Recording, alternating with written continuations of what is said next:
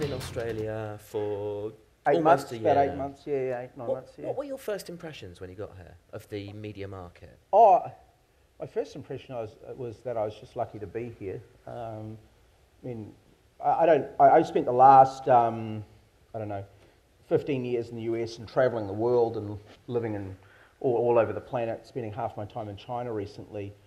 I generally don't think most Australians realise how lucky they are. Like this right now is the lucky country, right? I mean, aside from just being ridiculously good to live here, economically it's great, society's great, vibrant arts, vibrant everything. It's just amazing down here. So yeah, I love it. It's probably got more media than it needs. To your question, I mean, there's no shortage of people with opinions, but that's good, right? That's part of the vibrancy. So yeah, I mean, it's quite astounding just how fast everything is evolving down here. And when you looked at the quality of the marketing scene generally, the marketing that you looked at from other people, what did you think? Australia has a large number of really remarkable marketers, including a lot of my competitors, who are performing against the odds, against a reasonably cynical, bitchy, whiny environment, and I really admire them for that. One of the first things you began to do when you got here was look at your agencies. Now, Yeah. you eventually cut Goodby Silverstein. You gave a role to M&C Saatchi. Now, Yeah. those are both big moves, big responsibilities. Goodby's had this dream of opening a big agency in Australia. Yeah. M&C were probably relying on you for jobs. It's a lot of responsibility. Do you actually take it seriously? At the end of the day, I think the role of the CMO is vastly overstated. Vastly overstated. I mean, I have a fantastic group of people that I'm lucky enough to work with, and I listen to them. I did not walk into that job going, right, number one, change agencies. Number two, change the brand, launch big campaign. That was not my goal. In fact, one of the things that attracted me to the job was Goodby, because I've lived the last 15 years in the US. My wife's American. We go back to the US a lot. And I was like, well, that's kind of convenient. I'll be able to go to San Francisco for business. Awesome. But as I listened to my team was saying to me, we're really not happy with the way this works, and we really are concerned about where the brand is at, and we think the goals we originally set out to achieve actually largely have now been achieved. We need to open a new chapter. And so as we looked at the data and made decisions and looked at the economics of what we were doing and really looked at the data, we sort of concluded it was time to make a change. Now, the thing I would say is that there's no reflection on the creative work that Goodby did. I mean, I know, and I had nothing to do with it, and I think that, largely it's pretty good work. Now, you have worked agency side. Yeah. In your experience, why do agencies lose clients? Oh, look, it's really, I don't know how many people here are from agencies, but it's really, really simple. Go back to your office and say, pull me the customer satisfaction data from our five largest clients for the last 3 months. They won't be able to do it. As an agency person, you're taught to sell at every opportunity, transmit how awesome you are at every opportunity. And if I look at our best agency, I mean, the M&C relationship's young, our best agency relationship is probably Icon, media buying. They're absolutely bloody fantastic, right? And the interesting thing is there, when Pat and those guys phone me up and say, let's go out for lunch, I'm kind of like, oh God. And I'm, oh God, not because they're going to pitch and sell me, they will interrogate me. Like, how are we doing? How good are we? We're looking at the customer service stat, and they've adopted our same customer service methodology, which means the only acceptable score is 9 out of 10 or 10 out of 10. 7s and 8s are for losers, right? And so that is a different attitude to a client relationship and gives you a bi-weekly and monthly pulse of how your relationship's going. Not just with the CMO, who, as I said, is role's largely overstated, but also with other stakeholders in the business, the people down in the rank and file, the marketing leadership team. You have got a pulse on how well you're doing, right? And there are very few agencies out there that have any kind of systematic way of comprehending their customer service performance. We need a CanStar or a Roy Morgan for the industry. What do you look for in an agency? Oh, look, there are some mechanical things you go look for around efficiency, productivity, because a lot of the work you do is transactional volume work.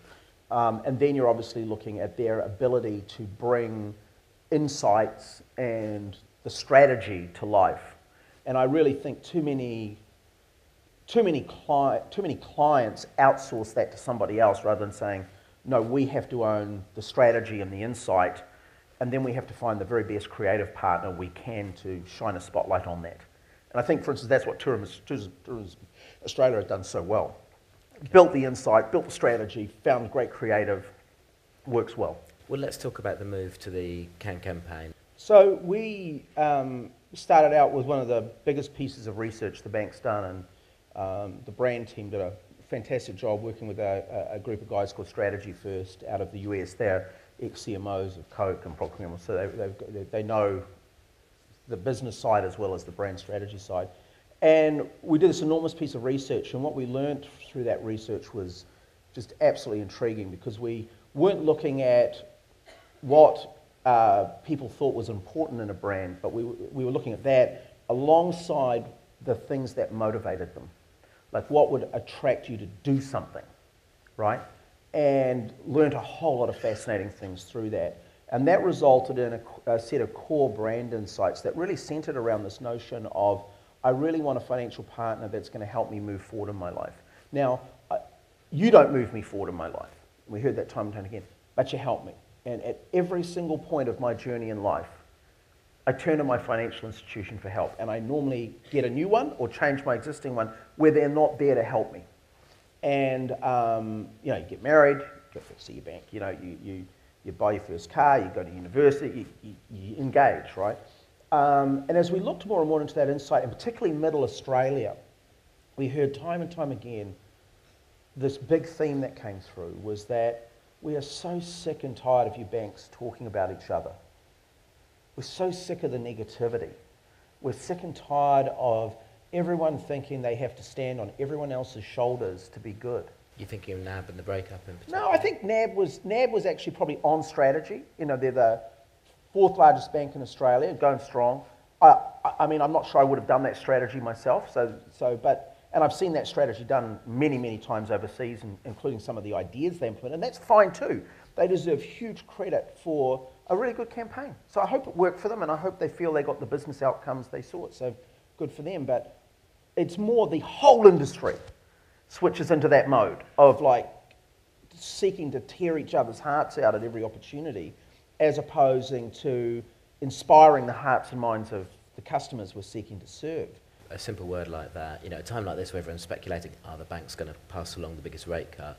Anyone who doesn't, it makes it very easy to turn that headline back to can't. Oh yeah, but no brand is built through a single lens. No brand is built off the back of a single event, right? Does ANZ live in your world? You've seen them lurking about lately? Oh, come on. I mean, is NAB always fair? Probably not, but they work bloody hard at it. Look, people are not as black and white as the serial opinionators out there would have us believe. Something that interested me when you launched the Can campaign is you went to a lot of trouble in a very busy week to brief the trade press. You did a special briefing. Yeah, apparently that doesn't happen down here. Yeah, and I was curious that's really common in the US, right? In the US, what you would do if you were launching a big brand campaign is you would, you go to New York or San Fran and you get all of the major press and you sort of debut the campaign to them and really take them through the inner workings of it and what we're doing internally and show everyone the workings so they understand the scope of what you're doing. And does it matter to you what the industry thinks of the work of the strategy? No. Why bother then? I don't give a shit. Oh, because you're nice guys and I like hanging out with you. So, look, I'm always interested in everyone's opinion, right? I'm always interested in, and what I'm interested in is informed opinions. But I think that one of the problems we've got, one of the problems you guys have specifically is, and it's the same for all social media, is anonymity breeds irresponsibility. And the mindless chatter and drivel, dominates actually really good, thoughtful insights and comments. And how do we pass the social conversation to separate out the mindless drivel and nonsense and people who think that we or Tourism Australia actually don't do any research and think through these things?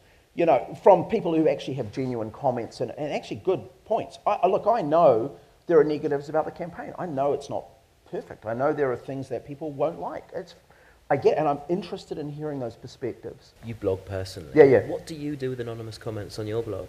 I don't, you know, I don't care if they're anonymous and, you know, and I find I actually get a lot of good comments and thoughtful things. Mostly people don't comment on your blog very much, but you get a lot of thoughtful comments and stuff. The ones that are full of puerile nonsense and, you know, foul language I take down, not because I care, but mainly because my 7-year-old daughter somehow likes to look at my blog. Just so people can find it, the Daily Lark. Yeah.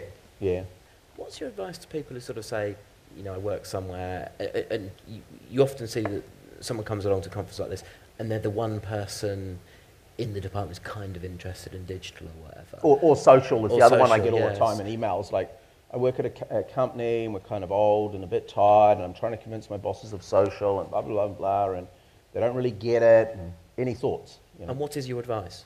So I have 2 schools of advice. First of all, present them with lots of examples and case studies of what other people are doing in the industry and ask the question, why aren't we doing this? I'd love to do this for us.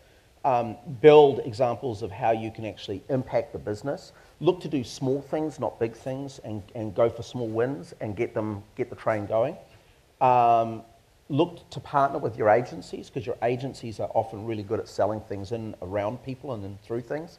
And if all else fails, just leave. Just leave. You mean that seriously? I do. Life is short. Life is short. It's miserably short. Right? Don't waste your time working somewhere that doesn't inspire you and motivate you and energize with you. Don't work for assholes. Leave. Go work somewhere with someone that really wants to inspire and motivate you and is doing the kind of work you want to be. So, now, there is an equal bunch of people who are quite happy to go work somewhere that outputs the odd print ad and, you know, whose boss likes to write all the copy, and that's cool. Good for them too. So, make sure you pick a place to be that really reflects who you are. It's funny, I was talking to some interns, graduates the other day, and they sort of asked me a very similar... I always get those 2 words. Yeah. They asked me a really interesting question the other day, and the same sort of question, and I said, listen, if you're on a date with someone, and I haven't done this in a while, but if you're out on a date with someone and you don't like them, and they don't really reflect your beliefs or who you are, what do? You leave. Why would you then spend the other 40, 50 hours of your week not leaving? Yeah, it's just, I know it's harder than that. No, you've got to have money and all that stuff, but there are plenty of people out there hiring. It is bloody hard to find good marketing people.